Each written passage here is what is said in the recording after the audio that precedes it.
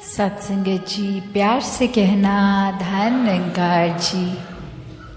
आज यहाँ इस रूप में जो ये सत्संग में हर एक ने संतों के वचनों को श्रवण किया, ये भाव मन के कि कैसे जीवन में ये निराकार दातार, इसको ही हर समय जीवन में पहले एक एहसास बनाने के लिए ब्रह्म ज्ञान लेकर इसको पहचान कर फिर श्रद्धा, विश्वास, भक्ति भरा जीवन और मन को हर पल इसी के साथ स्थिर रखने के भाव, भक्तों के जीवन से ये जो शिक्षाएं मिली, ये कोई सिर्फ आज सत्संग के समय के ये टाइम तक की नहीं है, ये तो जीवन भर के लिए है कि कैसे अपने जीवन में ये सुधार ला सकें। कैसे आज अनेकों संतों ने समझाया और युगों से संत समझाते हैं कि भक्ति एक प्यार की बात है, ये भक्त और भगवान के रिश्ते की है। कैसे अपनी भक्ति को और मजबूत करें, एक भक्ति जो इस परमात्मा के दर्शन साक्षात हर समय करते हुए की हो। कैसे जीवन में फिर एक चेतनता का इस्तेमाल करते हुए हर समय अवेयर होके, एक हर समय में लिविंग इन द मोमेंट, उस समय भी ये सोते जागते उठते बैठते हर समय की श्रेष्ठता तभी है जब एहसास में निराकार हो। ये जो मिडिल पाथ, ये मध्य मार्ग की भी बात, और कैसे अपने जीवन को बैलेंस रखना है, जहाँ ये ब्रह्म ज्ञान रूप तो आ गया और अपने जीवन में कर्मों को भी एक वो बैलेंसिंग फैक्टर साथ कि जब तक ये ज्ञान वाकई ही जीवन में नहीं ढलता तब तक वो भी ज्ञान, ब्रह्म ज्ञान किसी भी काम का नहीं, और जीवन के हर पल में है तो वाकई ही ये संगम बहुत ही सुनहरा। और साथ ही ये बैलेंस सिर्फ ज्ञान और कर्म की बात नहीं है, ये सेवा, सुमिरन, सत्संग, भक्ति, ये भी बैलेंस की अक्सर ये देखा जाता है कि हम एक मन से तो अगर इस परमात्मा, इस निराकार का सुमिरन कर रहे हैं, पर जीवन में फिर एक सत्संग जाने की रुचि नहीं है, मन में पूरे संसार के लिए सेवा भाव नहीं है, तो फिर ये बैलेंस नहीं है। ये भी अपने आप में, ये जैसे तराजू तो चलो दो चीज़ों का बैलेंस कर सकता है, पर यहाँ ये तीन जगह पे सेवा, सिमरन, सत्संग का बैलेंस है। कैसे एक भक्त का जीवन फिर निराकार के ऊपर ही अलाइन रहता है जब संतों के वचनों को सत्संग रूप में एक श्रेष्ठता दी जाए। ये दिल हर समय परमात्मा के एहसास में हो, मन में फिर भेदभाव नहीं, नफरत नहीं, एक दासों के दास हैं हम, ऐसे भाव से समर्पित होके एक अपने किसी फायदे के लिए नहीं, एक बेगर्ज होके ये सेवा की जाए, और इस सेवा में फिर ना देखा जाए कौन है, कहाँ से आया है, ये हर एक के लिए दिल एक समान, हर एक को पूजनीय मानते हुए हर एक के जीवन में किस तरह कंफर्ट आ सकता है। तो ये मध्य मार्ग, ये बैलेंस, ये भक्ति का, और कैसे मानवीय गुणों से फिर युक्त होकर अपने जीवन में इस परमात्मा को एक रखकर स्वयं ही हर एक वो ह्यूमन वैल्यू का साक्षात रूप इंसान बन जाता है। कैसे फिर ये समझ आ जाती है कि ये हलचल दुनिया की तो होती रहेगी, एक ये भाव कि हर समय कुछ ना कुछ तो होता ही रहेगा संसार में, पर ये परमात्मा के ऊपर स्थिर होने से ही मन स्थिर हो पाएगा। वरना तो जैसे जैसे आंखों के आगे जो सिचुएशन है, उस समय जो चल रहा है, मन उसके रंग में रंग जाता है। अभी घर में कुछ खुशी का कारण बना तो दिल बहुत प्रसन्न है, अभी कामकाज में कुछ दिक्कत हुई, मन उदास है। ये फिर मन अपना रूप बदलता रहता है, और कैसे मन को फिर जब जब हर पल इस परमात्मा में रखते हैं तो ये एहसास कि कुछ भी होता चला जाए, ये सुकून में ही रहना है, ये अपने आप सहज जीवन बन जाता है। ये कोई फोर्स नहीं फिर करना पड़ता कि एक फीलिंग तो अनईजी हो रही है, उसको कैसे ईजी करें। एक ये सहजता, सुकून, आनंद की अवस्था स्वयं ही एक आ जाती है। एक अक्सर सत्संग में भी हम वो उदाहरण एक स्टोरी रूप में सुनते हैं, जहाँ एक इंसान, एक स्कूल में टीचर बच्चों को अलग अलग पेंटिंग्स बनाने को बोलते हैं जिसमें पीस, कामनेस डिपिक्ट हो, सुकून डिपिक्ट हो, और मेजॉरिटी बच्चे नेचर को इतना सुंदर बना देते हैं कि वो देखकर एक समझ आ जाता है कि थीम ये पीस है, कामनेस है, सुकून है।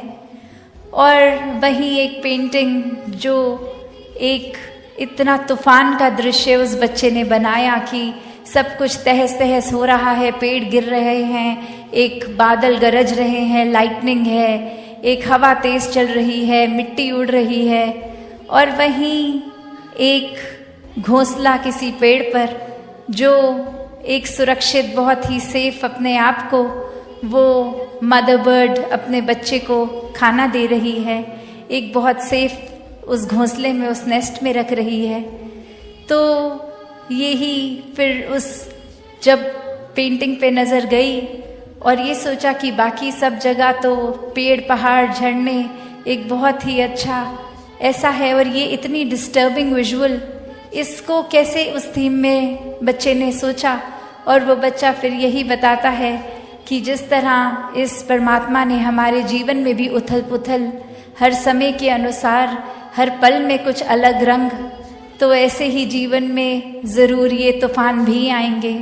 हर समय तो हमें अपने हिसाब से, अपने मुताबिक हर सिचुएशन एक उस तरह तो नहीं मिलेगी, पर हाँ, ये सुकून उस समय भी, जिस तरह ये माँ को उस समय और कुछ नहीं पड़ी थी कि आंधी आ रही है कि नहीं, बस था कि ये मेरा घर, मेरा बच्चा, ये सुरक्षित कैसे मैं रखूं, ये हवा से कोई लेना देना नहीं। एक पहले ही घोंसला उस तरह बना लिया कि वो विंड फैक्टर अफेक्ट ही ना करे, और बस वो उतनी एक हबड़ा दबड़ी के माहौल में भी, एक डिस्कम्फर्ट के माहौल में भी एक कंफर्ट ही दर्शा रहा है। तो बात वही कि जिन्होंने इस परमात्मा पे उस तरह विश्वास रखा, पहले देखकर, पहले जीवन में एहसास करके, हर पल जब दर्शन करते हुए, फिर ये पता होता है कि ये सिचुएशंस तो एक हमारे मुताबिक अच्छी हों या बुरी हों, पर ये बहुत ही एक उचित, ये बेस्ट है, क्योंकि ये खुद ही परमात्मा जीवन इस तरह चला रहा है। कैसे एक अक्सर ख्याल भी आते जाते रहते हैं, तो यही संत समझाते हैं कि अगर कोई बहुत नेगेटिव ख्याल आया भी तो उसी समय इस परमात्मा का एहसास कर ले, तो वो उस तरह जैसे एक पानी में, अगर कीचड़ में अगर हम जाएं तो अगर उस पे कूदेंगे तो मिट्टी हमारे ऊपर आ जाएगी, पर थोड़ी देर अगर हम वो स्टैग्नेटेड उसको रखें, उसको हलचल ना करें उस पानी में, तो खुद ही वो सेडिमेंट्स उसके मिट्टी के नीचे सेटल हो जाएंगे और वो साफ पानी ही ऊपर होगा। और वो किसी किसी कंडीशन में तो इतना साफ हो जाता है कि वो पानी फिर पीने लायक तक बन जाता है। और अगर हम उसको सेटल ही ना होने दें, उसमें लगातार अपने हाथ पांव मारते रहेंगे, तो फिर तो वो पानी पीने से रहे, क्योंकि इतनी मिट्टी ही आएगी मुंह में। तो बात वही कि ये परमात्मा हर कुछ अगर दे रहा है, हमने उसमें से पिक क्या करना है, कहाँ पे पेशेंस रखकर सिचुएशन में खुद टल जाना है, ये जानते हैं। फिर भी उस समय इतने खुद ही परेशान, इतने अनईजी हो जाते हैं, और कुछ हद तक इस परमात्मा से भी वो उदासी, ये एक मन में आर्ग्यूमेंट भी हो जाती है। कैसे हर कोई चीज़ हमें अपने मुताबिक ही हर समय चाहिए। तो बात वही कि कैसे एक जो चीज़ है, चाहे वो कोई सिचुएशन हो, किसी के शब्द हों, वो भी दिल पे ऐसे घर कर जाते हैं। और कभी अगर हम खुद ही किसी वजह से परेशान फील कर रहे हैं तो अक्सर जाने अनजाने में औरों तक फिर वो अपना चिड़चिड़ापन होने के कारण ये शब्द भी खराब बोल देंगे। व्यवहार, ये बिहेवियर भी हमारा हर एक के प्रति खराब होता जाता है। तो संतों ने तो ऐसे समझाया कि अपने हर समय को उस तरह ही जिए कि ये पल अभी है, इसने भी टल जाना है, चाहे ये खुशी का पल है या दुख की घड़ी है, हर एक ने आना और जाना है। कोई भी नेगेटिव सिचुएशन हो, पल हो, उसमें अगर हम अपना मन टिका लेंगे तो फिर आजकल जैसे इतना सुनने में भी साइकोलॉजी की फील्ड में आ रहा है कि ये डिप्रेशन और इतनी सारी चीज़ें, ये तो अब कोई उम्र की भी मोहताज नहीं रही। बच्चों से लेके बुजुर्गों तक हर तरीके से ये स्ट्रेस इतना अफेक्ट कर रहा है। ये एक नेगेटिव लूप में हर कोई फिर डाउनवर्ड स्पाइरल जैसे बोलते हैं कि दलदल में जैसे हम होते हैं तो वो अपने आप ही मिट्टी अंदर और हमें धसाती रहती है, खींचती रहती है मैग्नेट की तरह। तो बात वही, एक भी अगर नेगेटिव थॉट है वो फिर देर नहीं लगेगी उससे जुड़ा हुआ अगला अगला अगला, और ऐसे ही एक बस नेगेटिविटी से खुद को घेर लेंगे। जबकि वहीं वो पहला नेगेटिव ख्याल आते ही अगर उस समय भी परमात्मा को याद रखेंगे तो वो लूप वहीं एक तरह से वो कड़ी वहीं कट जाती है, फिर वो चेन नहीं बनती और उसी समय फिर इस परमात्मा के एहसास में आते हैं तो वो यात्रा शिकवे से शुक्राने की बन जाती है। एक कंप्लेंट्स वहीं ख़त्म और यह समझ आता है कि परमात्मा ने जो भी बख्शा है वो हमारी बेहतरी के लिए है। ये ग्रैटिट्यूड की भी आज जो बात सत्संग में हो रही थी, शुक्राना भाव अगर होगा तो वाकई ही एक जीवन बहुत ही एक पॉजिटिव तरीके से जिया जाएगा। एक अपना बोझ जो है वो भी फिर भारी नहीं लगता, क्योंकि पता है ये बोझ हमारे कंधे पे आने से पहले तो परमात्मा में है, तो ये फिक्र ही नहीं है। एक बस परमात्मा में मन लगा हुआ है, एक भेदभाव हर एक के प्रति खत्म, नफरतों के कारण खत्म, एक दूसरे के प्रति सिर्फ प्यार सत्कार, बोली भाषा में सिर्फ विनम्रता, ऐसे न जाने कितने एक दैवीय गुण जीवन में हर पल स्वयं ही आ जाते हैं और फिर ये जीवन वाकई ही एक वरदान रूप बन जाता है। तो हर किसी के हिस्से में ये भक्ति भरा जीवन जब आ जाता है तो वाकई ही ये मानुष शरीर, ये दिल, जैसे अक्सर कहते हैं कि मन मंदिर, तो वही बात मंदिर में भी अभी हम सत्संग कर रहे हैं। तो ये परमात्मा का वास कण कण में है, चाहे विशालता बन गए, चाहे अनेकों गुण जो जो भी हैं वो बनते जाएंगे तो जीवन भर वो स्वभाव में भी टिकेगा। तो ऐसा ही जीवन भक्तों का रहा है कि ऊपरी ऊपरी कोई सिखाई नहीं, ये तो रोम रोम अपना इस निराकार के हवाले है और इसी में इकमिक वाली अवस्था है। तो ऐसा ही भक्ति भरा जीवन हर कोई जीता जाए, सेवा सिमरन और सत्संग को प्राथमिकता देते हुए अपने जीवन के हर काम किए जाएं और उसमें भी फिर वो सेवा रूप ही होगा, चाहे वो किसी प्रकार का भी एक ठीक नियत से किया गया काम हो, कोई चतुर चालाकियां ना उसमें मिले।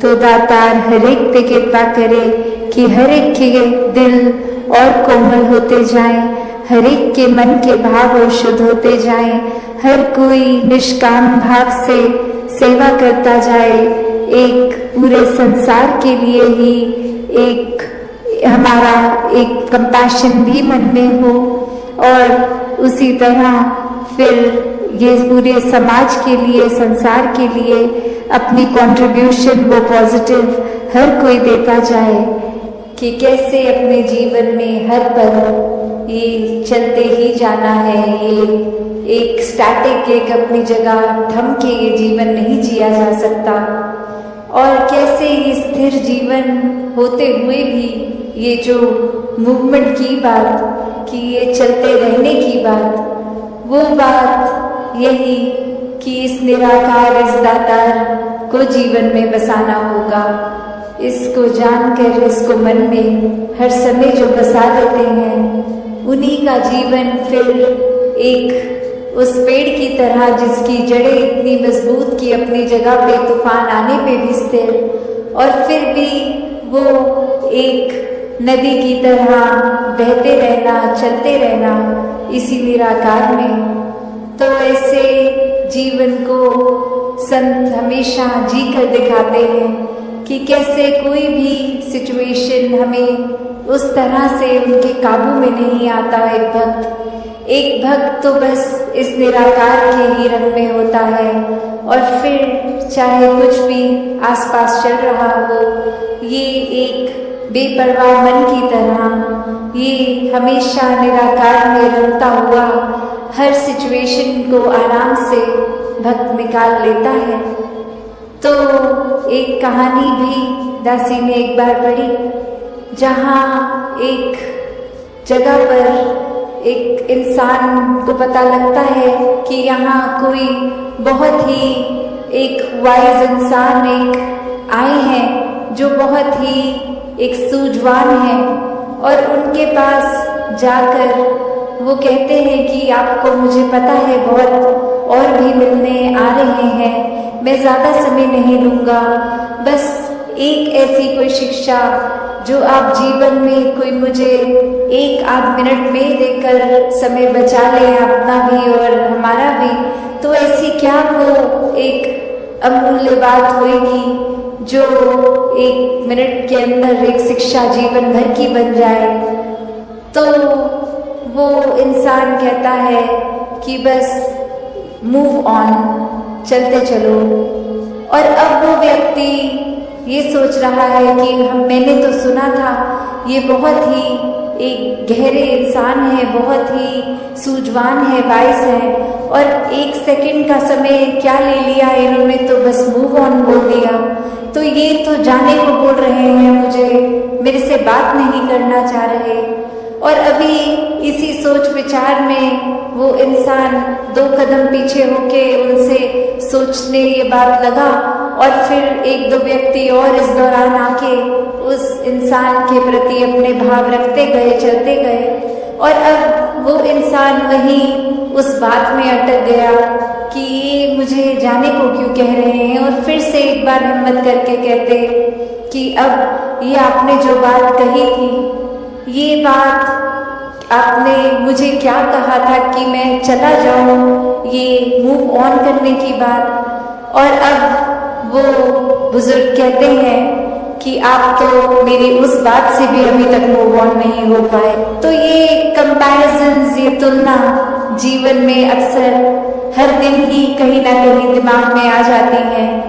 चाहे वो कंपैरिजन फिर एक अपने लाइफस्टाइल का हो कि हम किस तरह का जीवन जी रहे हैं, क्या क्या सुख साधन है हमारे पास, क्या वो सुख साधन हमारे पास जो है वो एक दूसरों से बेहतर हैं कि नहीं है, क्या ये सारी चीजें जो एक जीवन में कामकाज करते, पैसे एक संभालते हुए, खरीदते हुए चीजों को, एक घर बार, एक माया रूप इकट्ठा कर बैठे हैं, क्या ये इसकी प्रशंसा की जा रही है औरों द्वारा, या फिर क्या कोई एक चीज दूसरे से बेहतर है, तब तक तो ये सुखदाई महसूस हो रहा है मन को।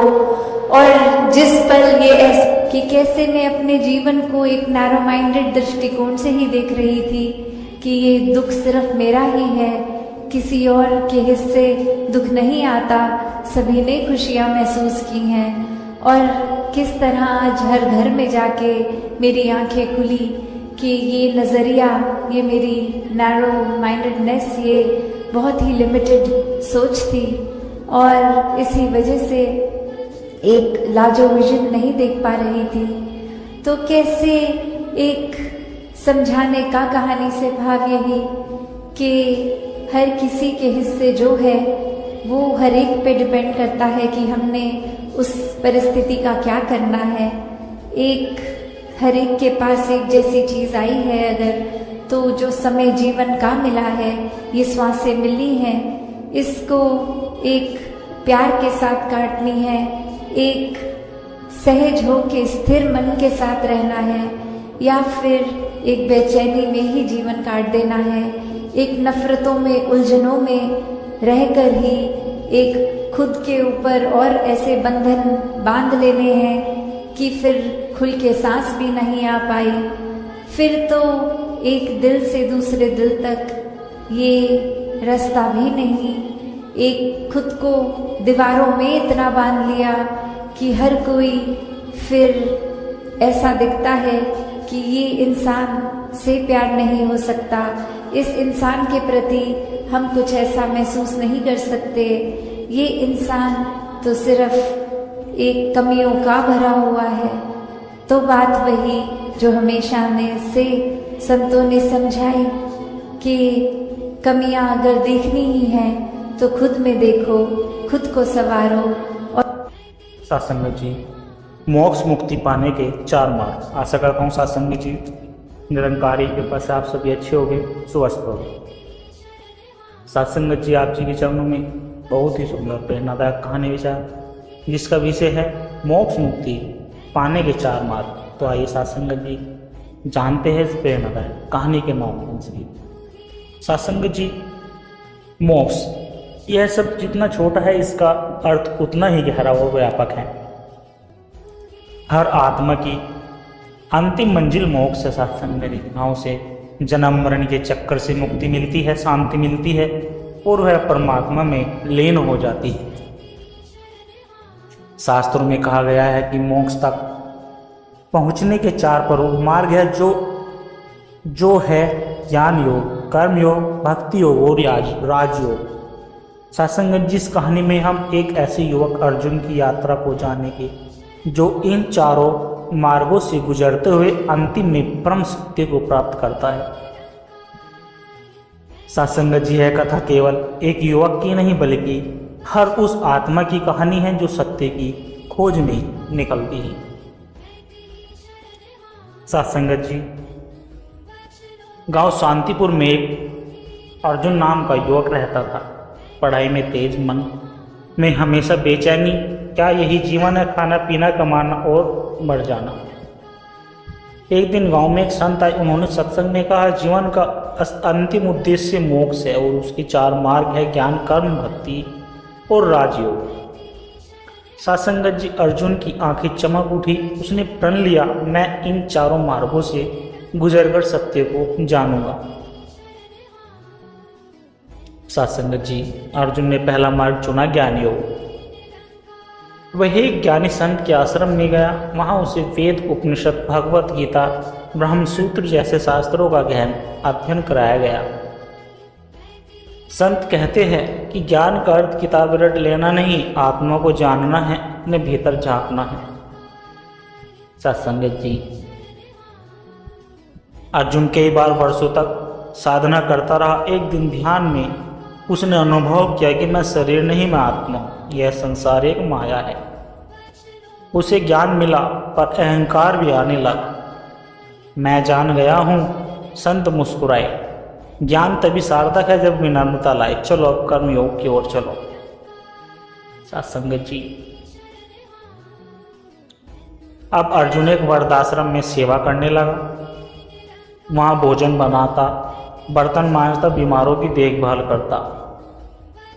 शुरुआत में वह सोचता था कि मैं महान कार्य कर रहा हूं, पर एक दिन एक वृद्ध ने कहा, बेटा, जब सेवा में मैं रहता है तब वह अहंकार बन जाती है। सेवा को कर्ता भाव से मुक्त करो, बस सेवा करो जैसे भगवान को कर रहे हो।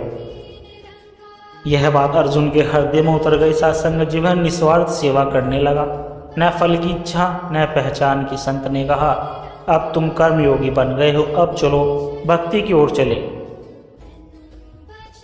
सत्संग जी, एक दिन अर्जुन अब एक भक्ति मठ में पहुंचा। वहां दिन रात हरि नाम कीर्तन, आरती, कथा और प्रभु के गुणगान होते थे। अर्जुन का हृदय भाव विभोर हो गया। सत्संग जी, वह अब गाता हरि के नाम की महिमा परंपार है, भक्ति से ही जीवन साकार है। एक दिन वह भगवान से रोते हुए बोला कि प्रभु बस मुझे अपना बना लो, मुझे कुछ नहीं चाहिए, बस तू चाहिए। सासंगत जी उसकी आंखों से बहते आंसू हृदय की पुकार बन गए। उस दिन उसे प्रभु की झलक मिली। एक क्षण ऐसा आया जब वह अपने अस्तित्व को भूल गया, बस हरि ही हरि था। संत ने कहा, भक्ति योग ने तुम्हारे हृदय को पिघला दिया है, अब समय है राज योग की ओर बढ़ने का। सासंगत जी अब अर्जुन एक योगाचार्य के पास पहुंचा। राजयोग आत्मा और परमात्मा के बीच सीधा संबंध। दिन रात ध्यान, प्राणायाम, एकाग्रता की साधना। अर्जुन अपने विचारों को वश में करता, इंद्रियों को शांत करता। सालों तक वह केवल एक ही अभ्यास करता रहा, मैं आत्मा हूँ, मैं परमात्मा से जुड़ा हूँ। एक दिन ध्यान में वह पूर्ण समाधि में चला गया। समय जैसे थम सा गया, न विचार न शब्द, केवल शुद्ध अस्तित्व। और तभी एक दिव्य अनुभव हुआ, वह परमात्मा से एक हो गया। सात्संगत जी समाधि के बाहर आकर अर्जुन की आंखों से आंसू बहने लगे। अब कुछ शेष नहीं बचा, मैंने पा लिया, मैं मुक्त हो गया। वह संत के पास गया, नतमस्तक हुआ। संत बोले, बेटा चारों मार्ग तुम्हें एक ही दरवाजे पर लाते हैं, परमात्मा के द्वार पर। अब तुम मोक्ष को प्राप्त कर चुके हो। सात्संगत जी ज्ञान योग हमें सिखाता है कि हम शरीर नहीं आत्मा है। कर्म योग बताता है कि निष्काम सेवा ही सच्चा धर्म है। भक्ति योग बताता है कि प्रभु के प्रेम में लीन कर देता है। राजयोग हमें स्वयं में स्थित होकर परमात्मा से जोड़ता है। सात्संगत जी चारों मार्ग हमें एक ही परम सत्य तक ले जाते हैं, मोक्ष, मुक्ति और परमात्मा मिले। जो अपने जीवन में सच्ची खोज, सच्चा प्रयत्न और सच्चा समर्पण करता है, वह चाहे किसी भी मार्ग से चले, अंततः परमात्मा से मिलन उसका भाग्य बनाता है। यह मोक्ष से सात्संगत जी ही जीवन की अंतिम उपलब्धि है। सात्संगत जी बहुत समय पहले की बात है। पहाड़ी राज्य में एक प्रसिद्ध राजा हुआ करता था। राजा अमरवर्धन अपने राज्य में वह न्यायप्रिय, बुद्धिमान और प्रजापालक माना जाता था, लेकिन भीतर से वह बहुत व्यथित था। उसके मन में एक ही प्रश्न बार बार उठता, क्या मृत्यु ही जीवन का अंत है, और यदि नहीं तो मुक्ति कैसे मिलेगी। सात्संगत जी राजा ने राज्य भर में घोषणा करवाई, जो कोई मुझे मोक्ष का मार्ग दिखाएगा उसे मैं अपना गुरु मानूंगा। बहुत से ज्ञानी, तपस्वी और संत आए, पर किसी की बातें उसे पूर्णतः स्पष्ट न कर सकी। एक दिन एक वृद्ध ब्रह्मचारी महल में आए। उन्होंने कहा, राजन, मोक्ष पाने के 4 मार्ग हैं, लेकिन सत्य मार्ग अनुभव और समर्पण मांगता है। अगर आप तैयार हैं तो मैं चारों मार्गों की सच्चाई अनुभव करा सकता हूँ, लेकिन एक शर्त है। राजा बोले, कौन सी शर्त? ब्रह्मचारी बोला, आपको अपना सिंहासन त्याग कर एक आम यात्री की तरह इन मार्गों पर चलना होगा, वो भी बिना किसी राष्ट्रीय ऐश्वर्य के। राजा ने बिना देर किए हुए अपना मुकुट उतार फेंका। ब्रह्मचारी ने राजा को एक दूर जंगल में आश्रम में भेजा, जहाँ वृद्ध, रोगी और अनाथ लोग रहते थे। राजा को वहाँ सफाई, भोजन, देखभाल और सेवा करनी थी। शुरुआत में राजा सोचता था कि ये कार्य उसके शान के खिलाफ है, पर धीरे धीरे उसकी सोच बदली। वह सेवा करते करते भूल गया कि वह कभी राजा था। एक दिन एक वृद्ध महिला ने उसका हाथ पकड़कर कहा, बेटा तू भगवान जैसा है, सेवा से बड़ा कोई योग नहीं। उस रात राजा ध्यान में बैठा और अनुभव किया कि सेवा ही समर्पण है, और समर्पण में ही मोक्ष का बीज है। सात्संगत जी जब ब्रह्मचारी मिलने आए तो राजा ने कहा, मैंने पाया कि निष्काम कर्म से ही आत्मा शुद्ध होती है। ब्रह्मचारी बोले, सही कहा, अब चलो दूसरे मार्ग पर चलते हैं। दूसरा मार्ग ज्ञान योग, रेगिस्तान की खोज। अब राजा को रेगिस्तान के बीच स्थित एक गुफा आश्रम में भेजा गया। गुप्त आश्रम में भेजा गया। वहाँ केवल मौन साधना, शास्त्रों का अध्ययन और आत्ममंथन होता था। राजा ने वहाँ वेदांत, उपनिषद, भागवत गीता पढ़ी, ध्यान किया और मौन साधना की। महीनों बीत गए। धीरे धीरे उसे अनुभव हुआ कि मैं यह शरीर नहीं हूँ, मैं वह चेतना हूँ जो साक्षी या विनाशी। सत्संग जी, एक दिन मैं ध्यान में डूबा हुआ था, तभी भीतर से एक आवाज़ आई कि मोक्ष बाहर नहीं भीतर है, तू स्वयं आत्मा है और आत्मा कभी बंधन में नहीं बनती। और आत्मा के बंधन में नहीं थी, कभी बंधन में थी ही नहीं। राजा की आंखों में आंसू निकल आए। ब्रह्मचारी फिर आए। राजा ने उन्हें देखा और कहा, अब मैं जान गया कि आत्मा परमात्मा एक ही है, यह शरीर भ्रम है। ब्रह्मचारी मुस्कुराए, कहा, ज्ञान का प्रकाश जब भीतर चलता है तभी अज्ञान का अंधकार मिटता है। लेकिन केवल ज्ञान ही प्राप्त नहीं। अब चलो तीसरे मार्ग पर चलते हैं। तीसरा मार्ग है भक्ति योग, गाँव का मुरली वाला। इस बार राजा को एक छोटे से गांव में भेजा गया, जहाँ हर शाम एक मुरली वाला कीर्तन करता और हर घर में भक्ति की लहर होती। राजा को उस मुरली वाले के साथ रहना था। वहाँ राजा ने प्रेम से ओत-प्रोत कीर्तन, प्रभु के नाम की मस्ती और निश्चल भाव देखा। राजा ने पहली बार परमात्मा को किसी किताब में नहीं बल्कि लोगों के हृदय में नाचते देखा। वह भी गाने लगा, हरि नाम बिनु कोई उधारे, हरि नाम बिनु कौन उधारे, भवसागर से कौन पारे। भक्ति में लीन होकर वह रोता हंसता और प्रभु से एक रिश्ता महसूस करता कि एक रात जब वह मुरली वाले के साथ नदी किनारे प्रभु भजन कर रहा था, एक दिव्य अनुभव हुआ। उसे लगा जैसे सारा जगत प्रभु स्वरूप है, वह स्वयं भी। ब्रह्मचारी प्रकट हुए। राजा ने कहा, मैं जानता हूँ ज्ञान से सत्य मिलता है, पर भक्ति से परमात्मा मिल सकते हैं। ब्रह्मचारी बोले, सही कहा। अब चलो अंतिम द्वार की ओर, राजयोग। राजयोग एकांत की साधना। अब राजा को हिमालय की एक गुफा में भेजा गया, जहाँ केवल ध्यान था, प्राणायाम था और स्वर की नाड़ी का अभ्यास। सत्संग जी, राजा ने वहाँ श्वास पर नियंत्रण, मन की स्थिरता और आत्म साक्षात्कार की सच्ची साधना की। शुरू में विचार आते रहे, बहुत भविष्य, इच्छाएं, भय, पर धीरे धीरे वह सब शांत हो गया। एक दिन वह पूर्ण ध्यान की अवस्था में चला गया। न शब्द थे, न विचार, न ही इच्छाएं, बस एक शांति, एक पूंज, अहम ब्रह्मसी। उसने स्वयं को जाना, मैं ही आत्मा हूँ, मैं ही प्रकाश हूँ, मैं ही शिव हूँ। सत्संग जी,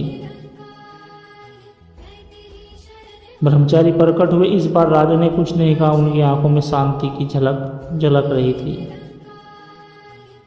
सत्संग जी, ब्रह्मचारी बोले, अब तू जान गया है, मोक्ष कोई अलग अवस्था नहीं, बस स्थिति है जहाँ कोई बंधन नहीं बचता।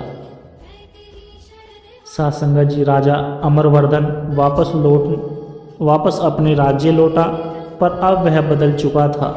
अब वह सिंहासन पर बैठा राजा नहीं, आत्म यानी भक्ति में रामानिष्ठ कामी कर्म योगी और ध्यान सिद्धि योगी था। उसने राज्य को त्यागा नहीं, पर अब राज करने का तरीका बदल गया, प्रेम, सेवा, शांति और संतुलन के साथ। वह अपने महल के द्वार पर एक शिलालेख बनवाता है, जिस पर लिखता है कि 4 मार्ग है, पर मंजिल एक है, सत्य की, आत्मा की, परमात्मा की। जो खोजता है वही पाता है। सत्संग जी, कर्म हमें शुद्ध करता है, ज्ञान हमें समझ देता है, भक्ति हमें जोड़ देती है और योग हमें परमात्मा में लीन कर देता है। मोक्ष कोई स्थान नहीं, वह भीतर की यात्रा है, जिसे पूरा कर लेना ही जीवन की सच्ची सफलता है। सत्संग जी, यह कहानी एक ऐसे युवक नयन की है जिसने दुनियावी सफलता तो पा ली, लेकिन भीतर की शांति खो बैठता था। हर जगह जाकर, हर रास्ता आजमा कर जब उसे उत्तर नहीं मिला, तब वह एक ऐसे साधु से मिला जिसने जीवन का सबसे बड़ा रहस्य समझाया कि मैं कौन हूँ का उत्तर केवल मौन से दिया। सत्संगत जी नयन एक सफल कॉरपोरेटर ऑफिसर था। अच्छे पैसे, बड़ा घर, लग्जरी कार, सब कुछ था। पर एक रात वह अकेले छत पर बैठा सोचने लगा कि इतना कुछ होने के बाद भी मैं अंदर से इतना खाली क्यों हूँ। उसे न नींद आती न भूख लगती। दुनिया की चकाचौंध अब उसे बेमानी लगने लगी थी। अगले दिन उसने ऑफिस से छुट्टी ली और निकल पड़ा बिना किसी गंतव्य के, पहाड़ों की ओर, जंगल की ओर, जहाँ उसे लगता था कि शायद कुछ सत्य मिलेगा। सत्संग जी रास्ते में कई साधुओं से मिला। किसी ने ताबीज दिया, किसी ने मंत्र बताया, किसी ने कहा कि मंदिरों में जाओ, किसी ने कहा गुफा में बैठो। पर नैन की बेचैनी बढ़ती गई। हर दिन हर साधना अधूरी लगती। एक दिन वह एक बहुत पुराने आश्रम में पहुंचा।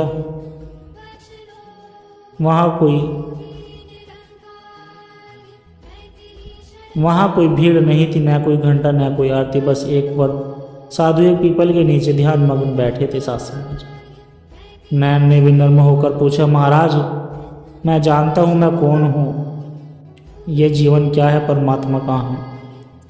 साधु ने आंखें खोली पर बोले कुछ नहीं। उन्होंने एक मुस्कान के साथ नैन की ओर देखा और इशारे से पास में बैठा लिया। फिर एक पत्ता जमीन पर गिरा। साधु बोले, क्या तुमने देखा कि ये पत्ता कैसे बिना विरोध के वक्त से अलग हुआ? नैन चौंक गया। वह पहली बार मौन में इतना गहरा अर्थ देख पा रहा था। सत्संग जी साधु ने कोई उपदेश नहीं दिया। उन्होंने नैन को केवल 3 काम बताए कि सुबह सूरज उगने से पहले ध्यान करो, दिन में 2 बार मौन व्रत करो, हर रात अपने दिन के हर विचार को देखना बिना न्याय किए। नैन ने साधना शुरू की। सत्संग जी पहले दिन विचार बहुत आए, दूसरे दिन गुस्सा, निराशा, डर उभरने लगे, तीसरे दिन कुछ क्षण ऐसे आए जब सब शांत हो गया, और 7वें दिन वह उस स्थिति में गया जहाँ विचार नहीं थे, बस एक गहराई, शांति और एहसास, मैं हूँ। सत्संग जी नैन दौड़ता हुआ साधु के पास गया और बोला, महाराज मैं आज बहुत कुछ देख कर आया हूँ। कोई दृश्य नहीं था, कोई आवाज़ नहीं थी, पर फिर भी मैं था। साधु बोले, वही तेरा सत्य है, तू वही मैं है जो इस शरीर, मन, विचार और अहंकार से अलग है। उसी के साथ जुड़ना है, अध्यात्म है। नैन की आंखों से अश्रु बहने लगे। सत्संग जी अब नैन शहर लौट कर आया, पर पहले जैसा नहीं रहा। वह शांत था, स्थिर था, वही नौकरी थी, वही लोग थे, पर दृष्टिकोण बदल गया था। और वह जान चुका था कि असली खोज बाहर नहीं भीतर है। उसने अपने जीवन का सार एक वाक्य में कह दिया कि अध्यात्म कोई क्रिया नहीं, वह अपनी आत्मा को पहचानने की यात्रा है। और जब आत्मा को जान लिया तो बाकी सब स्वाभाविक रूप से अर्थपूर्ण हो जाता है। सत्संग अध्यात्म कोई विशेष वेशभूषा या स्थान पर निर्भर नहीं। पर्सन मैं कौन हूँ जब सच्चे भाव से पूछा जाता है तो उत्तर मौन में ही मिलता है।